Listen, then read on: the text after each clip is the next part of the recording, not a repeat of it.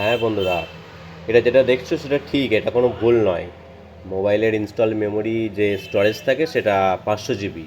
সেটা কিভাবে হয়েছে 500 জিবি, আর তারপরে লোড দিয়েছি 10 জিবি, সেটাও কিসে সেটা দেখাচ্ছে। আসসালামু আলাইকুম এভরিওয়ান। অনেকেই এই জিনিসটাকে ভালো রকমভাবেই চেনো বা জানো। এটা হচ্ছে একটা হার্ড ডিস্ক। এটা হলো একটা হার্ড ডিস্ক। তো হার্ড ডিস্কটা অনেকের বাড়িতে সিসিটিভি ক্যামেরা আছে, তার ডিভিআরে লাগানো থাকে, কম্পিউটার পারপাসে ইউজ হয়। অনেকেরই অনেক কি হয়, সিসিটিভি ক্যামেরার রেকর্ড পারপাস নিজের মোবাইলে ট্রান্সফার করা বা নিজের মোবাইলে নেওয়ার জন্য সমস্যা হয়। সেক্ষেত্রে একটা সেটা কর্ড, এটা সেটা কর্ড যেটা বলে বিকম।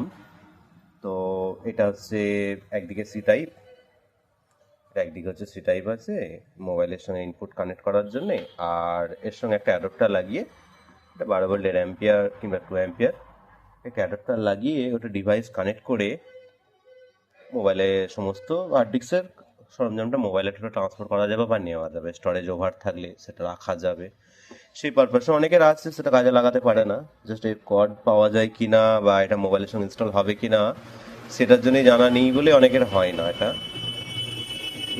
তো এটা অ্যাভেলেবেল আছে আমার কাছে, কেবিল প্লাস অ্যাডাপ্টার।